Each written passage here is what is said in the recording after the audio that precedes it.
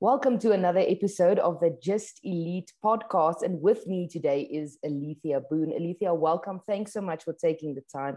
I appreciate it. What a wonderful, but not quite the ending to a season that you would have wanted. Tell us about the reasoning behind not going to the games as a master this year after qualifying.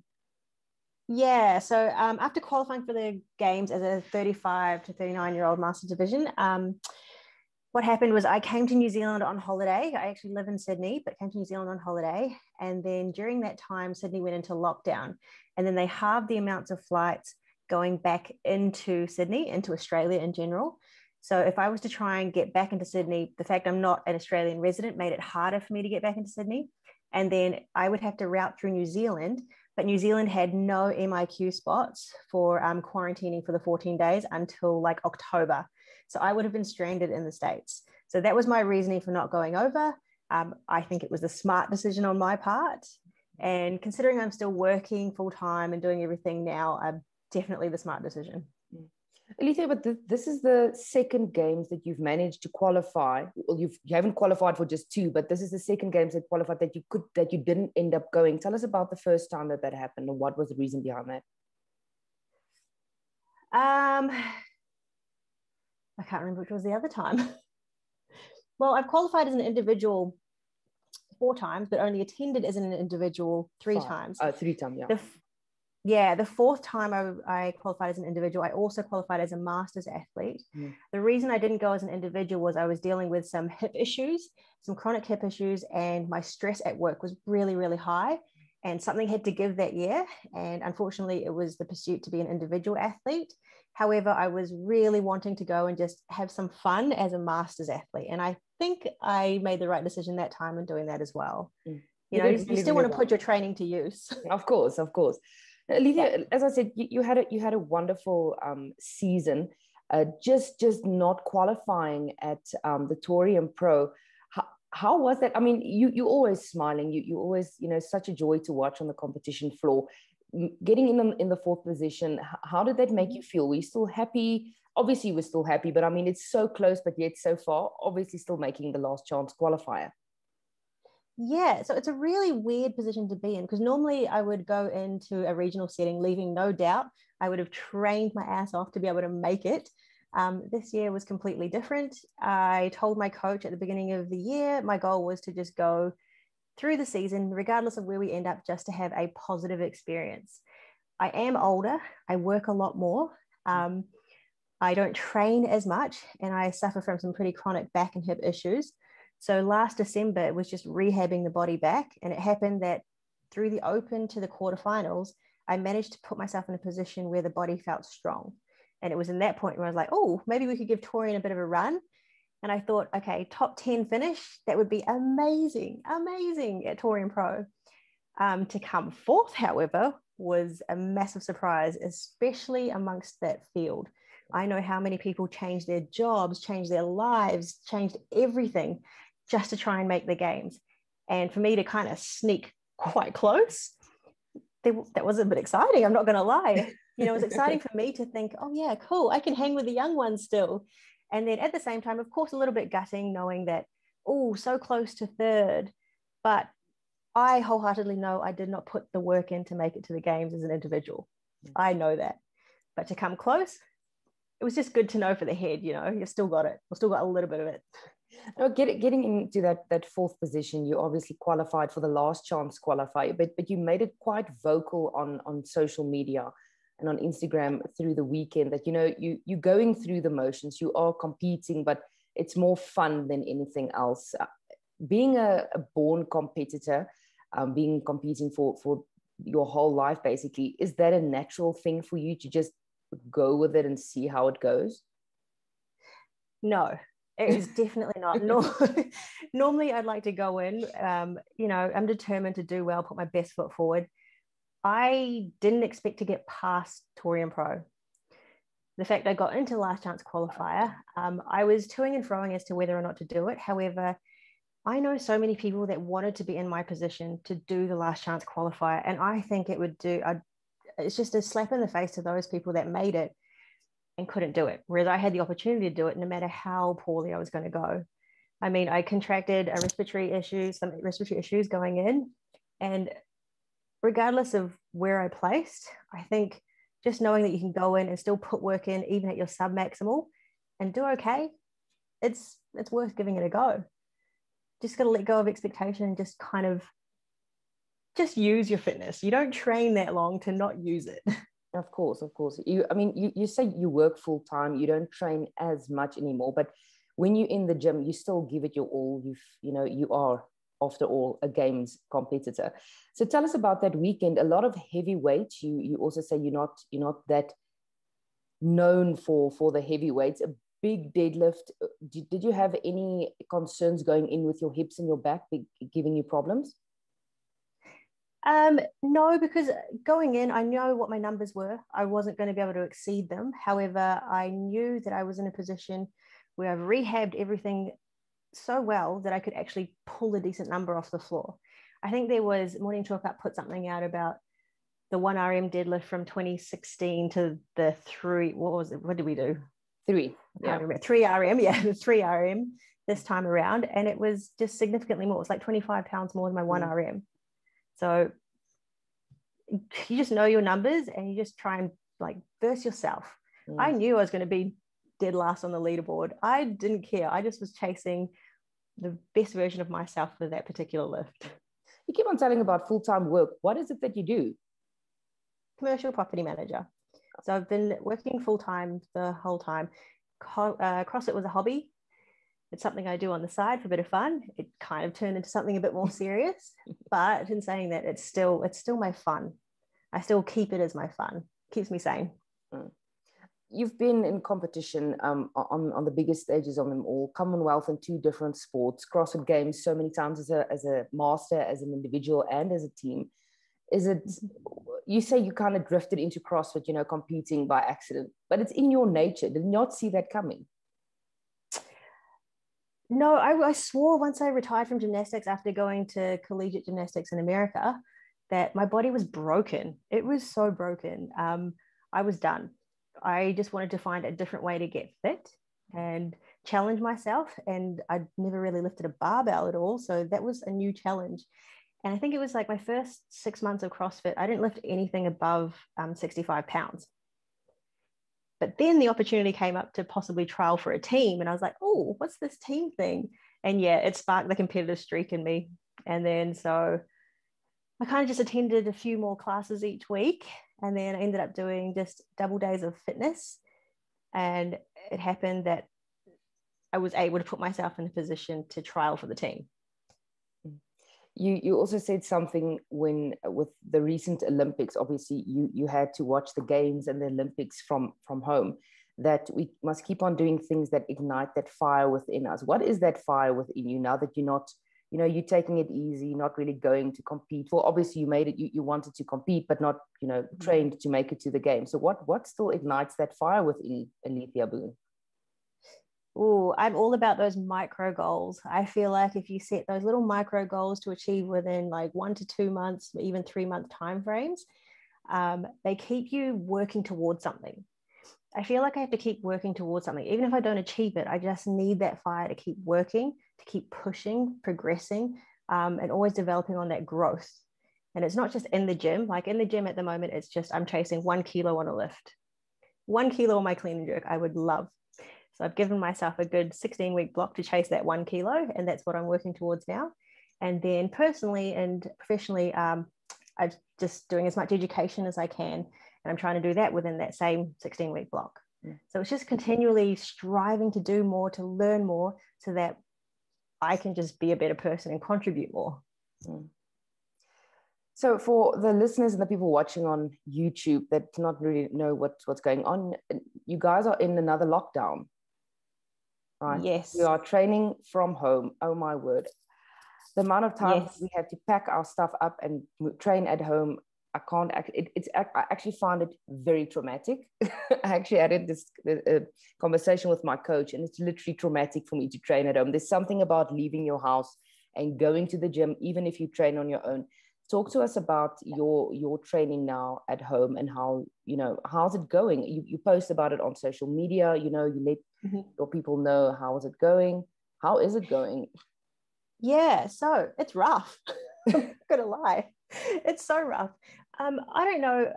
I feel like it's really hard to motivate yourself at home, especially to that level that you push when you're in a gym amongst other people.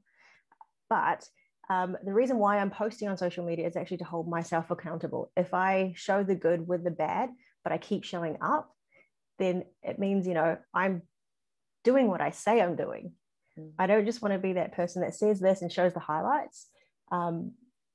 Training at home's hard. However, I tried to put a spin on it. I'm following a program, religiously following a program. I've set my schedule, so it's still, my regular work day. It's still a long, long day.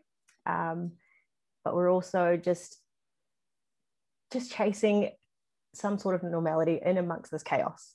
If you can establish some sort of routine, I find that helps. And that's what I'm doing. Just trying to keep as consistent as possible. I'm not winning anything. I'm not breaking any records, but I'm just trying to stay consistent. I don't know about you. It's like consistency is hard at lockdown. Anything is hard during lockdown for me. Yeah. It's really, really hard.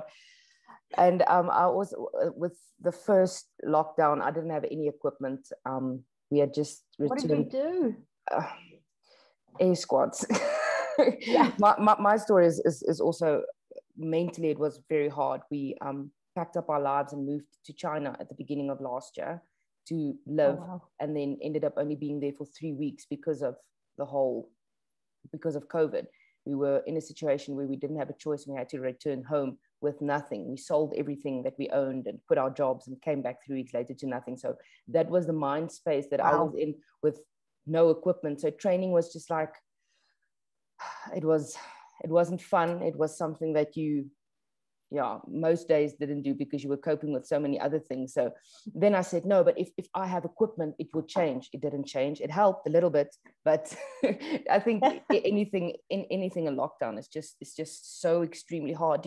Alethea, do you have followers and fans that reach out to you for advice, specifically in this time?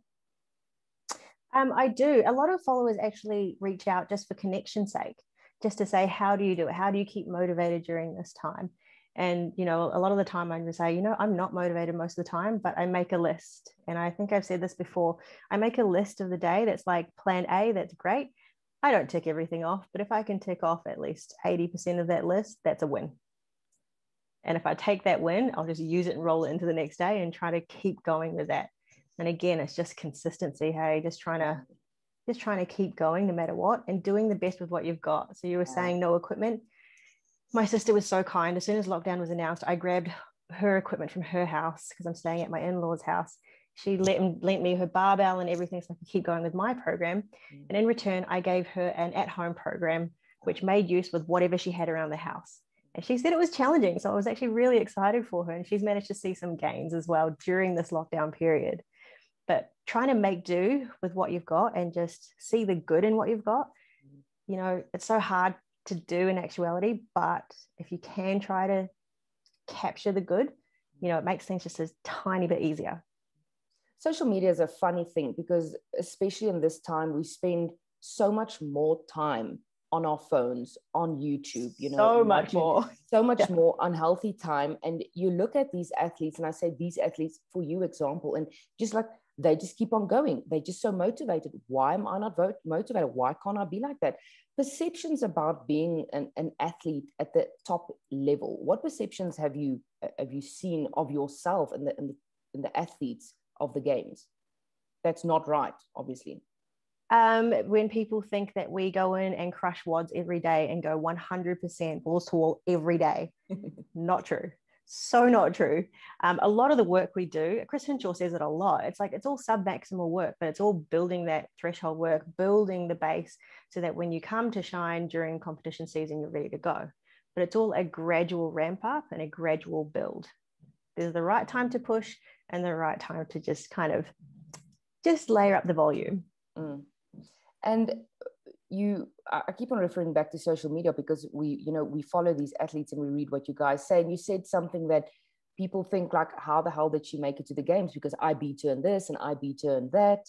Talk to us about that. That stuck with me when I read that a while ago. And I was like, there's a story behind that. What happened? Or, how does that go?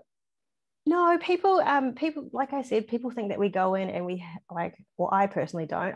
They think you hit WODs 100% all the time. And the majority of the time when I attend a class, I just move through the workout. A lot of the time I'm scaling workouts because I have to look after different injuries or niggles. And when I move, I don't look like I'm doing anything special. I don't look like I'm moving fast, but I'm moving smooth. And believe it or not, moving smooth is moving fast. Yeah. Yeah. So when you see me train, I don't look like anything special. But then when it's time to push, I think during the quarterfinals in the Torium Pro, late at night by myself, I would push to that really dark place. And that's where that intensity built so that I could show it on the floor. But leading up to that time, I don't do anything special. It's all boring work, really boring. But I just, that's one good thing about the elite athletes. They can do boring well. And it's being consistent with the boring. It's going in and seeing the boring, whatever it is, and doing it every time. It's not the sexy big lifts and, flashy. Not the crazy tricks and everything like that. I think when it is boring, you've got to train with a bigger picture in mind. And when you have that, it makes the boring a little bit more palatable. Absolutely.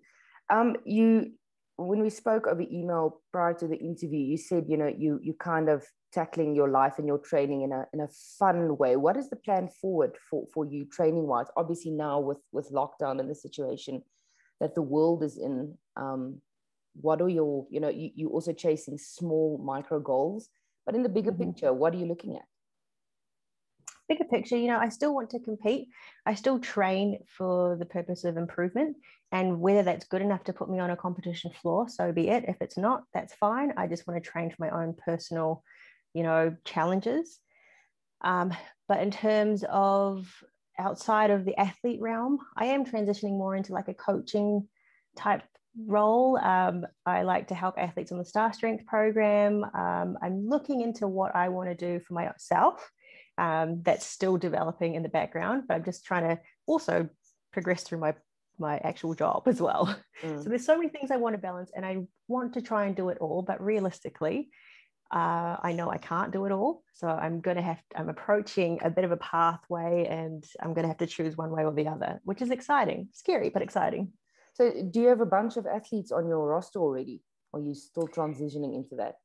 Still transitioning in. I do assist Luke Starr, my coach, with Star Strength gymnastics bias, and seeing quite a bit of success with that. And just I get excited about programming for them and helping them on their technical cues.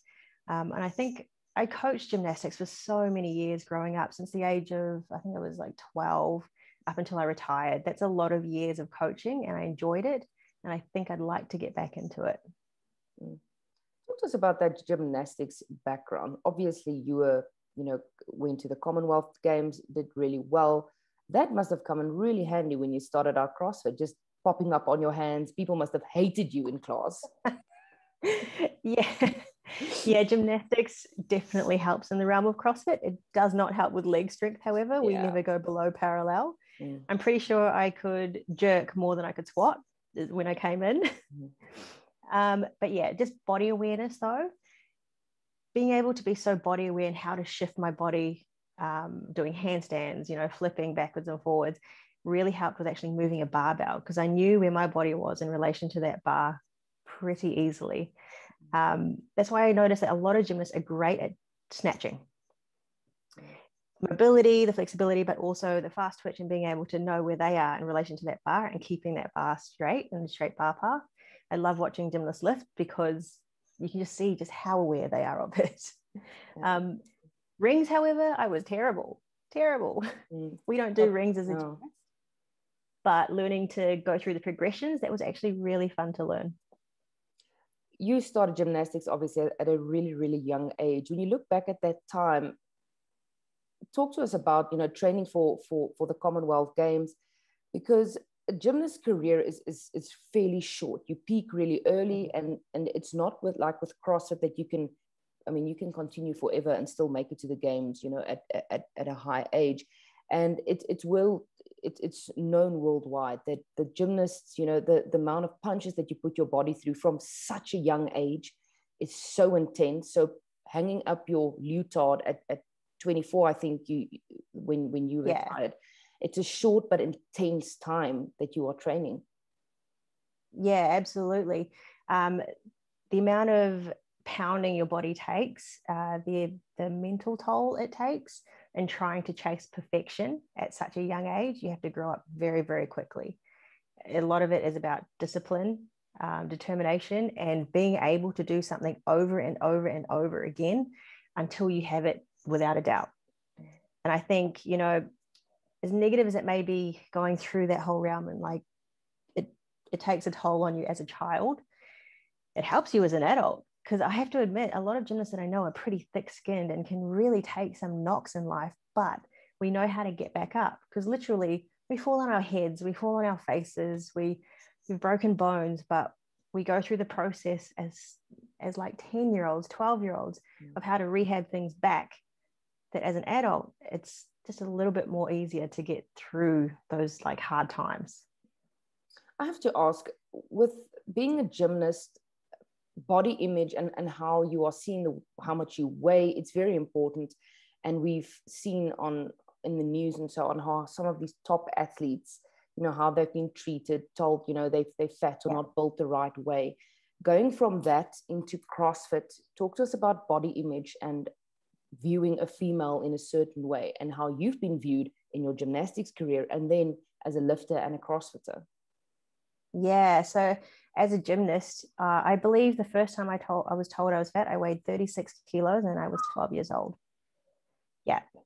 So that's pretty rough, rough to hear. And through that time, you're very mindful about what you put into your body, and you don't eat much. And when I look back now and think about my nutrition back then, we were so malnourished. We were dehydrated. No wonder why I couldn't concentrate in school, because I had sessions before and I had sessions after. You'd get weighed, and just the constant comparison made it really hard to, you know, be comfortable in your skin, because it's so aesthetic based. Like your lines need to be perfect. Whereas shifting into weightlifting and CrossFit, weightlifting, yes, there's a weight component. However, it's what can you do with that weight? What can you do with your body? And with CrossFit, it 100%, what can you get out of that body? Doesn't matter what it looks like, it's the output. What can you do? How can you push your limits? And I think that's what I'm grateful for in the realm of CrossFit. It's actually made me transition out of that whole unhealthy thinking and trying to starve myself way into, okay, I need to fuel because I want to lift that heavy barbell up the front. And I think that transition for me was definitely a positive one. If you look at gymnasts now and you can talk to a young girl, you know, being in that mindset, what would you say to her, being now older, wiser, being in a different sport and viewing nutrition and what you look like as a female athlete completely differently? Yeah, like I said before, it's about trying to get them to view their body as what can they get out of their bodies as opposed to what it looks like. Moving away from the aesthetics and just saying power output's more important. But in saying that, the sport of gymnastics has changed. It requires more power. The difficulty is a lot harder. You require more muscle to perform those movements. So I do see a shift happening in the sport. I mean, Simone Biles, absolutely amazing, phenomenal athlete, and her build is more muscular. It's all about fueling the body so that she can get the power to do what she does. Granted, I'm sure there's still a little bit of the body image coming into play. However, to be able to do those skills, girls got to eat. Absolutely. Absolutely. And the amount of hours that you know the gymnasts put in, you'll know. And I mean, even if as an elite CrossFitter, you need to fuel your body to do what you need to do to perform your best. If you're gonna be dehydrated or hungry, you're gonna faint on the parallettes. I mean, you're gonna fly off them. Exactly. You're not going to have anything to fuel yourself. So yes, it is. I think it's fun, specifically at the Olympics. You got to see some of the female athletes. They're not all built exactly the same. Simone Biles obviously is a great example of being more muscular, strong. You know, so strong. I mean, if she decides to end her gymnastics career, I would love her to see under a barbell. I really, really would love her to see pick up a barbell. Fast twitch, power, and she's strong. And you know she's got the mental capacity. Oh, absolutely, Jana. It's fun to see these top gymnasts and athletes transitioning into cross. And I think that's the fun thing about our sport is because it's so young. these athletes can it's still... so young. These new Yeah. athletes coming up are mind-blowing. For me, sorry, to jump to a different topic now, is how young our sport is looking at youngsters like Emma Carey, Mel O'Brien. They've been doing CrossFit as long as I've been doing CrossFit, but that's all they've ever done. And when I realized that, I was like, wow, this is really, really, it's such a young sport, and it's so exciting to be part of it. And I jumped in, you know, at a fairly young, you know, early ages of the sport, and to see where it's going. When you look at the sport, you've been around for a while and competed at the highest level. What would you like to see from CrossFit in the future? It's changed so much from 2018 up till 2021. Yes, granted, some of the changes weren't in you know, HQ's control, COVID and so on. But for you looking forward, what would you like to see? You know, it's hard to say. I quite like the direction it's going in now. I think where the cuts were this year in the sport for the games was a much more well-rounded cut. Taking the top 20 was good. I know people don't agree with cuts, but Olympics, you know, to make a 100-meter final, there's cuts all along the way. So we kind of just have to be better athletes. Yeah. But something I'd like to see is more focus on like the masters categories. I mean, there are some legit masters out there. I mean, the 35 to 39 category, most of them mix it with the individuals. And then even beyond that, like the standard just keeps getting better and better. But just to highlight the fact that, you know, the older you get doesn't mean that it's over, doesn't mean that your sporting career could be over. It means that you can just challenge yourself in a different way. And I'd like to see that highlighted a little bit more. But I do like the direction it's going in. I think consistency in judging is one thing that's always going to be worked on. But the whole open quarterfinals, age group qualifiers, I quite like that process this year. I'm sure gyms might not have liked it because logistically it was a bit of a nightmare. Yeah. But yeah, I don't know. I quite like the direction it's going in. I think the coverage of the masters and the teens athletes at the games this year was very exciting in comparison to 2019, where there was absolutely no coverage. Nothing. So I mean, if I think back then, I have a video on social media that I made, and I was just like, it's disgusting. Actually, there's no other way for me to put it. But anyway, regardless, that was back then. So it's good to see that they have made the shift, and that there is more of a focus on the masters athletes. And I think there should be even bigger focus, as you said, because CrossFit is one of those sports that you can start at the age of 12, like Emma Carey and Mel O'Brien, and end at the age of 65 plus and still compete at the highest level. What other sport, like a physical active sport, can you say that? You can't, you know. So highlight that. People are getting stronger and fitter, and you can start CrossFit like Jason Grubb. He started CrossFit at the age of 38, 39, and he has not stopped wanting. It's amazing. It's such a cool thing to see.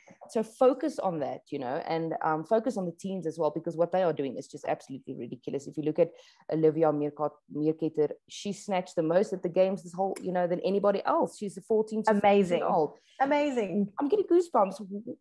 Why are we not covering more of this? So I think it was good to see what they did, but there's still so much room for improvement, but it's exciting. I'm excited, and I just hope we can have one year that things look the same because the changes is just it's frustrating because what is the season going to look like next year? But exciting times.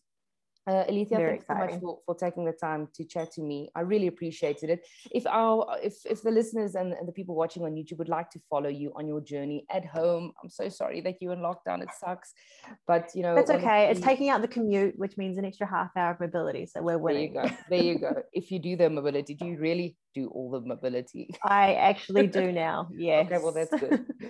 If the people want to follow you and see, reach out, for some motivation or just a talk, where can they follow you?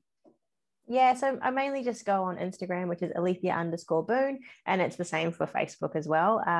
There's my email addresses on there as well, and I tend to answer emails. Maybe a bit slow, but I do answer them. Awesome. Alethea, thanks so much. Good luck. We excited for the next season and hope all of this madness comes to an end really, really quickly. Yeah, new normal. We'll keep trucking on. Absolutely. All the best.